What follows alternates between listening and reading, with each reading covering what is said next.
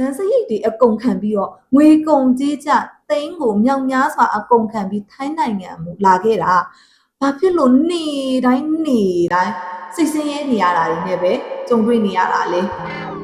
မိသားစုကိုထောက်ပံ့ပေးခြင်းလို့စုဆောင်းထားသမျှအရာတွေကိုရင်းနှီးမြှုပ်နှံအကျွေးတွေအတင်ခံပြီးတော့ထိုင်းနိုင်ငံကိုလာပြီးအလုပ်လုပ်တာဒါပေမဲ့ထိုင်းနိုင်ငံနဲ့ရောက်တော့ထိုင်းစကားမပြောတတ်လို့နေတိုင်းအလဲတန်းအဆုခန်းနေရလို့ရင်းနှီးထားသမျှအလဟတ်သက်ရှင်နေလားဒါဆိုလို့ရှိရင်တော့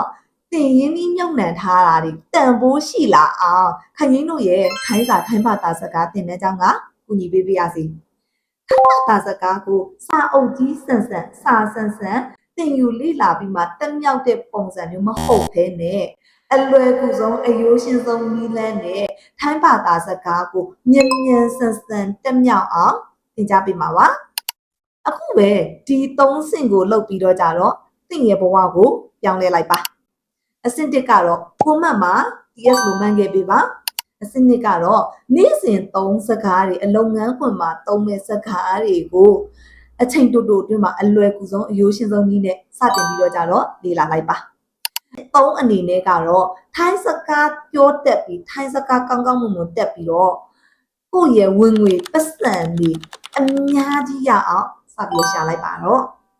ဒီလိုမျိုးနေ့စဉ်နေ့တိုင်းအောက်ကျပြီးတော့အဆူခံအစဲခံနေရပြီးတော့စိတ်ဆင်းရဲနေတဲ့လုပ်ငန်းခွင်မှာမျက်နာပွင့်လာစားတွေတိုးပြီးတော့ကြတော့